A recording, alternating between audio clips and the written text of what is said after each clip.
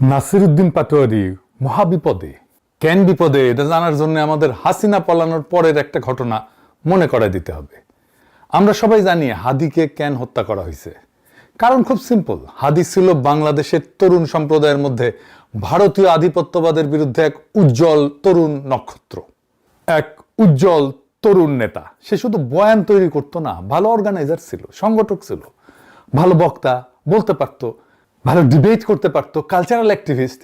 বাংলাদেশে ভারতীয় আধিপত্যবাদের দুর্গ ভাঙে দেওয়ার জন্য যা যা দরকার ছিল, হাদি ছিল তার কমপ্লিট প্যাকেজ, পরিপূর্ণ প্যাকেজ। হাদির মৃত্যুর পর তার বিকল্প হয় নাই, কিন্তু হাদির উত্তরাধিকার হিসেবে পাটোয়ারি উঠে আসছে। সে হাদির আসনে নির্বাচন করছে, হারায় দেওয়া হয়েছে, তাও সে দৈমা যায় নাই। সে ছুটে বেড়াইতেছে, সারা দেশে সীমান্তে হত্যা হয়েছে সেখানে যাইতেছে। পাটোয়ারি কবর জিয়ারত করছে সেই হতভাগ্যদের, যাদেরকে বাংলাদেশ কোনোদিন স্বীকারই করে নাই। বাংলাদেশে প্রথমবারের মতো সীমান্ত হত্যাকাণ্ডের শিকার হওয়া মানুষগুলোর পাশে জাতীয় পর্যায়ের একজন নেতা যা দাঁড়াইলো। এক অসহায় বাবার ছেলে, যার একটি সন্তান রয়েছে, তার আরেকটি সন্তান এখনো মাতৃধারিণী অবস্থায় আছে। আল্লাহ, সে হলো মাছ ধরার জন্য সীমান্তে গিয়েছে, কিন্তু ভারতীয় বর্বর বাহিনী তাকে হলো গুলির আঘাতে শহীদ করেছে। আল্লাহ তাকে শহীদ হিসেবে কবুল করে নাও। আল্লাহ, হাদির একজন উত্তরাধিকার আমরা খুঁজে পাইলাম। হাদি ইন্ডিয়ার লেজে পাড়া দিছিল, সবল খাইছে। পাটোয়ারি একই পথে যাইতেছে। তো পাটোয়ারি যেহেতু ওই লাইনে যাইতেছে, তো বাংলাদেশে যারা ইন্ডিয়ার লেসপেন্সার তারা কি পাটোয়ারির ছেড়ে দিবে? হ্যাঁ, দিবে না। তো তো বাংলাদেশে ইন্ডিয়ার লেসপেন্সার কে ছিল? আওয়ামী লীগ। আওয়ামী লীগ তো এখন নাই, তাহলে ভারপ্রাপ্ত লেসপেন্সার রইল কে? বলেন তো কে? বলেন বলেন কে? আমার কথা শোনার দরকার নাই, মির্জা সাহেবের কথা শোনেন। সখারা জাগারে পড়লাম মির্জা ফখরুল, শুনেন। নৌকার যে কান্ডারি, যে মূল মাঝি, ও নৌকার সবগুলোকে ফেলে দিয়ে পাড়ায় চলে গেছে, ইন্ডিয়া চলে গেছে, ঠিক না? এখন আমাদের যারা এখানে নৌকা করতে না সারা বাংলাদেশে, তারা তো একটু অসহায় অবস্থায় আছে, যে আমাদের মূল লক্ষ্যে পালাই গেছে, আমরা এখন কি করবো? তো সেই জায়গায় আমি আপনাদেরকে এইটুকু আশ্বাস দিতে পারি যে আপনাকে হতাশ হবেন না, ধানের শীষ আপনাদের পাশে আছে, আমরা আপনাদের পাশে আছি। আমরা বেঁচে থাকতে আপনাদের গায়ে কেউ ফুলের টোকাও দিতে পারবে না। শুনেছেন, এই পাটোয়ারির উপরে হামলা হয়েছে ঝিনাইদহে। নামাজ পড়ে আসছে সেই সময় হামলা। প্রথমে ডিম ছুরিছে, তারপরে বেসবল ব্যাট নিয়ে হামলা।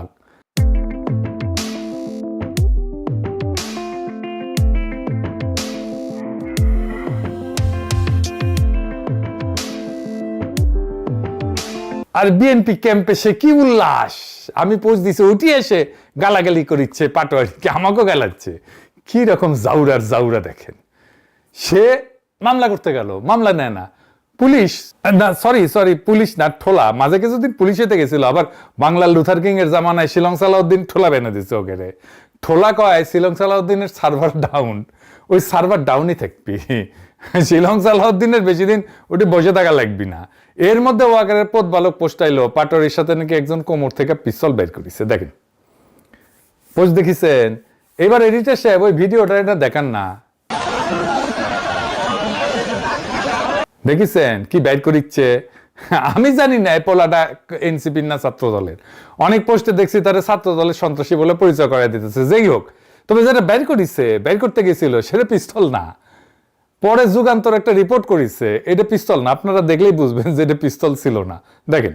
আচ্ছা, এটা আপনারা বিশ্বাস করবেন কিভাবে? আপনারা ভিডিও ফুটেজ দেখলে অবশ্যই বুঝতে পারবেন যে যে কালো ব্যাগের ভিতরে একটা বড় সরু একটা বস্তু ছিল, কিন্তু বড় এত বড় হচ্ছে যে কোনোদিন গান হয় না। এটা হচ্ছে যে সেফটিক লাঠি ছিল, চাইনিজ সেফটিক লাঠি। দেখেছেন, পথ বালক নাকি আর্মির চাকরি করেছে, বেশি দিন করতে পারে নাই, যদিও শুরু করতে না করতে ঘাড়ে ধাক্কা দিয়ে বের করে দিছে। যাই হোক, ওই ক্যাঙ্কা কোন কিসিমের আর্মি আছিল বুঝেছেন তো? পিস্তল দেখে সিলভার পারেন না। ওর কাস্টমারদের কালা বন্দুক দেখে পিস্তল ভুলে গেছে মনে হয়। মাদার বুধ পথ বালক। এরপর থানা ঘেরাও করে, বিএনপির গুন্ডারা মারবে পাটোয়ারিকে লাঠি চোটা নিয়ে। দেখেন, হকি স্টিক নিয়ে। ডাকসু নেতাদেরকে এইভাবে থানার মধ্যে পিটানো হয়েছিল। দেখেছেন, লাঠি হকি স্টিক নিয়ে থানার মধ্যে হামলা করছে। এইখানে মব খুঁজে পাবে না বাঙ্গুরা। বাঙ্গুরা তখনই মব পাবে যখন আওয়ামী লীগের ধৈর্য ডলা দেওয়া হবে, 32 নম্বর ভাঙা হবে, মব শব্দটা তখন তারা ইউজ করবে। কেমন জাউরা দেখেছেন? এইগুলো সব কলার লিস্টি করে রাখিছি, টাইমটা আসবে আবার খুব বেশি দিন লাগবে না, তখন লিস্টি কয়ে দিব, লিস্টি ধরে ধরে কয়ে দেবো, সব কয়টার পিছে দিয়া মব হান্দাই দিবেন। যাই হোক, এবার আসেন নাসিরউদ্দিন পাটোয়ারি কে সেটা দেখি। পাটোয়ারিরা বুঝতে হইলে আগে বুঝতে হবে বাংলাদেশের রাজনীতির দরজা 50 বছর ধরে বন্ধ ছিল। দুই পরিবার, দুই দল, বাকি 17 কোটি মানুষ দর্শক। এই দুই দলে কোনো রাজনীতিবিদ নাই, কোনো রাজনৈতিক কর্মী নাই, আছে চাকর বাকর। এক দল হাসিনার চাকর বাকর, আর এক দল তারেক রহমানের চাকর বাকর। ওদের মাথায় রাজনীতি নাই, কিভাবে চাকর বাকর হয়ে থাকবে সেটাই ওদের রাজনীতি। জুলাই এই ফ্যামিলি ডাইনেস্টি এই দরজাটা ভেঙে দিল। পাটোয়ারি নিজে সে ভাঙা দরজা দিয়ে ঢুকছে। একদিনে না, অনেক দিনের যাত্রা এটা। 2013 সাল পাটোয়ারি ইন্টারমিডিয়েটের ছাত্র, একটা কিশোর। হাসিনার সরকার তার বিরুদ্ধে 2টা মামলা দিল। কেন? কারণ সে শিবিরের রাজনীতি করতো। হাসিনার আমলে অনেকেই জেল খাটছে, সবাই পাটোয়ারি হয়নি। পাটোয়ারি আলাদা কেন? কারণ পাটোয়ারি একটা মানসিক ফাঁদ, একটা মেন্টাল ট্র্যাপ, এটা পেরায় গেছে। পাটোয়ারি নিজে তার ধর্মীয় পরিচয় লুকায়, বাঙ্গু সুশীল সাজে নাই, সে নিজের শেকড় ভোলে নাই, দর্দণ্ড প্রতাপ মাফিয়া নেতার সামনে সত্য উচ্চারণ করতে ডরায় নাই। এটা অনেক বড় সাহস। জুলাই বিপ্লবের আগে শহীদ ওসমান হাদিকে কয়জন চিনত? খুব বেশি মানুষ চিনত না, আমি নিজেই চিনতাম না। পাটোয়ারিকে কয়জন চিনত? কেউই না। কিন্তু এই অজানা তরুণেরা ইতিহাস বদলাই দিল। হাদি শহীদ হইল, সেই জায়গায় পাটোয়ারি এসে দাঁড়াইলো। হাদির আসন নির্বাচন করলো, হেরে গেল। সাধারণ রাজনীতিবিদ হইলে ঘরে বসে যেত, অজুহাত খুঁজতেন। পাটোয়ারি কি করলো? পাটোয়ারি ছুটতে থাকলো সারা দেশে, যেখানে মানুষের বেদনা যন্ত্রণা, সেখানে। সীমান্তে কেউ গুলিতে মরলো, পাটোয়ারি গেল। সে হতভাগ্যের কবরে দাঁড়াইলো, জিয়ারত করলো। আল্লাহ, এক অসহায় বাবার ছেলে, যার একটি সন্তান রয়েছে, তার আরেকটি সন্তান এখনো মাতৃধারিণী অবস্থায় আছে। আল্লাহ, সে হলো মাছ ধরার জন্য সীমান্তে গিয়েছে, কিন্তু ভারতীয় বর্বর বাহিনী তাকে হলো গুলির আঘাতে শহীদ করেছে। আল্লাহ তাকে শহীদ হিসেবে কবুল করে নাও। আল্লাহ, বাংলাদেশের ইতিহাসে এই প্রথম সীমান্তে নিহত মানুষের পাশে একজন জাতীয় নেতা দাঁড়াইলেন। 50 বছর ধরে বিএসএফ বাংলাদেশের নাগরিকদের গুলি করেছে, লাশ কাটাতারে ঝুলাই রাখছে। আওয়ামী লীগ চুপ, বিএনপি চুপ, বামপন্থীরা চুপ, বুদ্ধিজীবীরা চুপ, পাটোয়ারি গেছে। এটাই তার রাজনীতি। কথার রাজনীতি না, পায়ের রাজনীতি। এয়ার কন্ডিশন ঘরের রাজনীতি না, রাস্তার রাজনীতি। সেই জন্য পাটোয়ারি যেখানেই গেছে সেখানে তরুণরা উপচায় পড়ছে।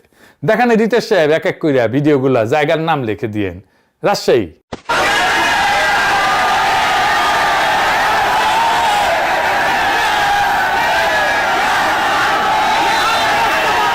সিলেট, দেখেন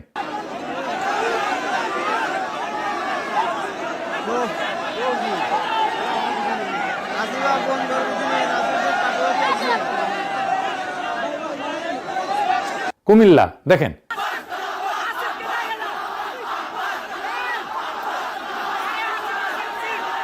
চট্টগ্রাম,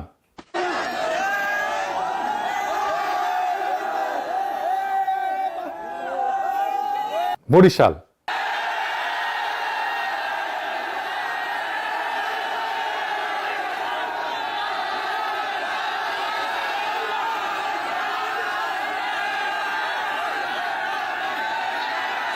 লালমনিরহাট,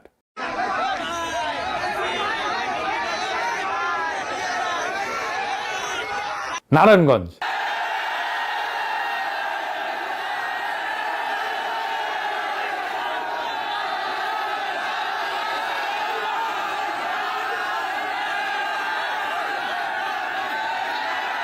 কক্সবাজার, দেখেন চাঁদপুর, দেখেন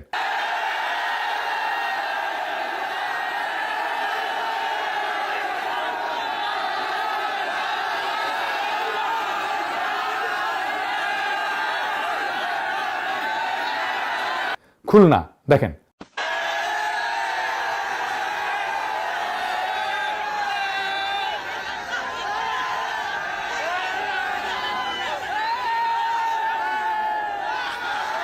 উত্তরা, দেখেন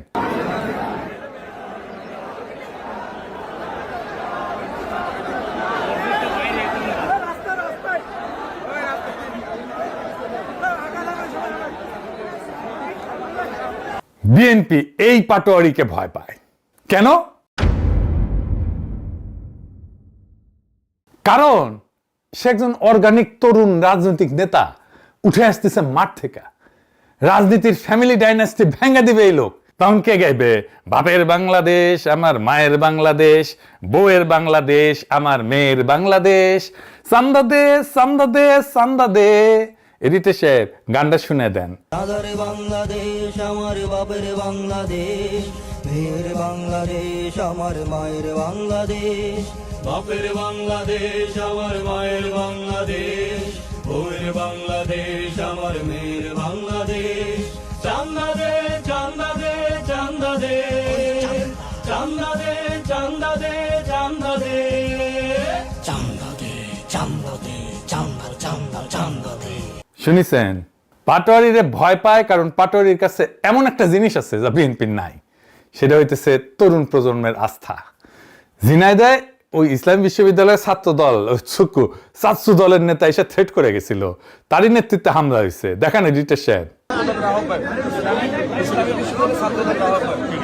আপনার প্রতি একটা অনুরোধ থাকবে, মানুষের ইজ্জত সম্মান প্রত্যেকেরই আছে, আমাদের যে যে দলেরই হয় না কেন, এটা আপনার প্রতি অনুরোধ থাকবে। মানুষের ইজ্জত সম্মান নষ্ট করবে। দেখেছেন ছাত্র দলের নেতা, ওরে টাইম মতো বিয়া দিলে পাটোয়ারির মতো পড়ে থাকলে হইনি একটা। বিএনপির রাজনীতি, জিয়াউর রহমানের স্মৃতি, খালেদা জিয়ার ত্যাগ, তারেক রহমানের প্রবাস, 81 থেকে 2007 পর্যন্ত তার গল্প। আজকের যে ছেলেটার বয়স 25 বছর, সে গল্পগুলোতে তো নিজেকে খুঁজে পায় না।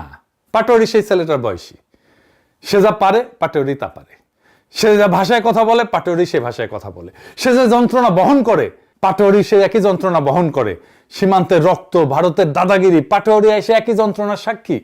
বিএনপির হিসাব তো ছিল সহজ, আওয়ামী লীগ পলে গেছে, ক্ষমতা ফাঁকা, রাস্তা ফাঁকা, জনগণ ক্লান্ত, বিএনপি এসে দাঁড়াবে, জনগণ ভোট দেবে, স্বয়ংক্রিয় উত্তরাধিকার। পাটোয়ারিরা হিসাব ভেঙে দিতে চায়। বিএনপি বুঝতে পারতেছে না, পাটোয়ারিকে যত আঘাত করিচ্ছে পাটোয়ারি ততই বড় হচ্ছে। কেন? কারণ প্রত্যেকটা আঘাত পাটোয়ারির সত্যতা প্রমাণ করতেছে যে পাটোয়ারি যে কাজ করতে চাচ্ছে সেটা সত্য।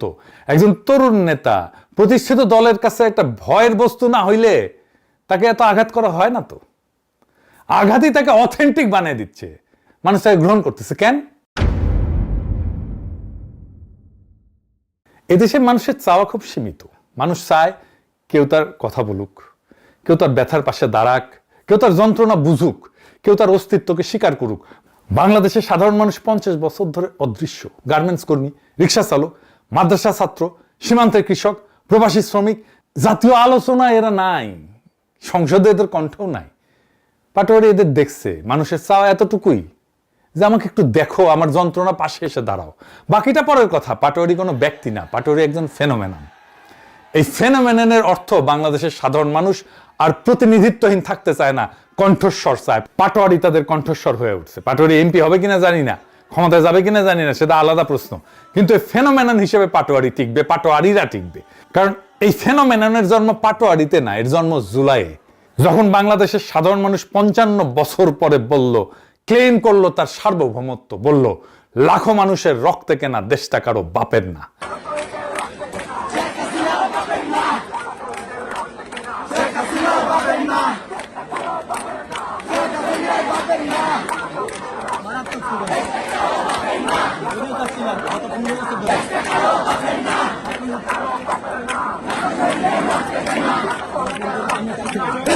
পাটোয়ারি সেই কথার একজন উচ্চারণকারী, পাটোয়ারি সেই স্লোগানের একজন উচ্চারণকারী।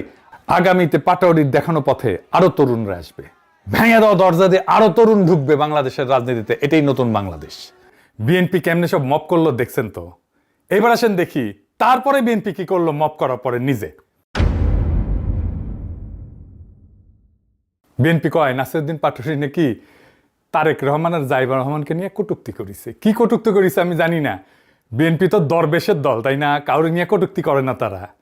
আমার ফেসবুক পেজের কমেন্ট বক্সে দেখেন, বিএনপির কটূক্তির প্রতিভা দেখতে পারবেন। কটূক্তি যদি বাংলার লুথার কিং এর গায়ে লাগে তাহলে সে আদালতে যাক। চাকর বাকরদের লালায় দেয় কেন? বাংলার লুথার কিং তার মাফিয়াদের গুন্ডাদের লালায় দেয় কেন?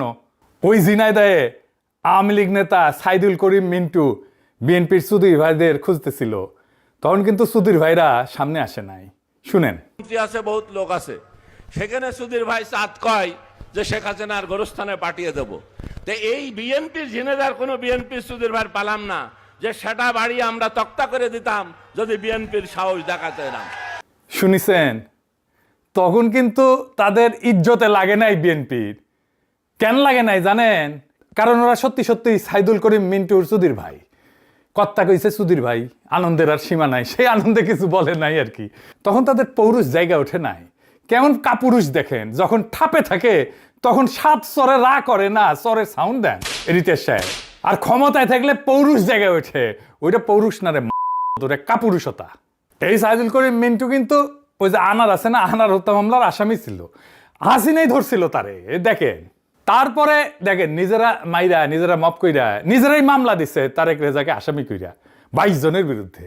সেই মামলা আবার বাংলাদেশের ঠোলারা নিছে, তারেক রহমানের ঠোলারা নিছেও। এই তারেক রেজাকে জানেন, একটা ছবি দেখায়, জুলাই শহীদদের জানাজার ইমাম যারা দেখতেছেন সেই তারেক রেজা।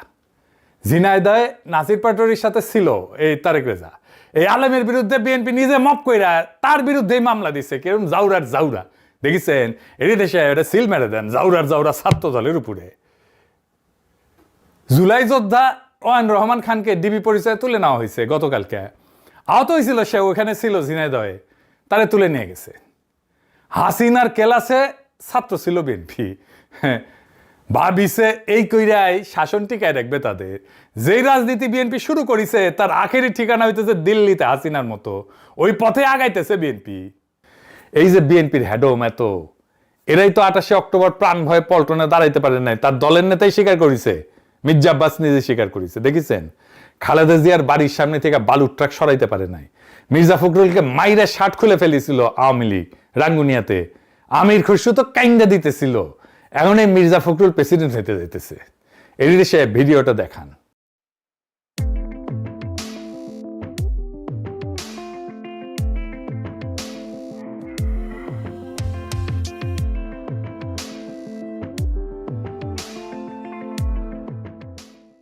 দেখেছেন, বিএনপি বুঝতেই পারতেছে না ক্ষমতা চিরস্থায়ী না।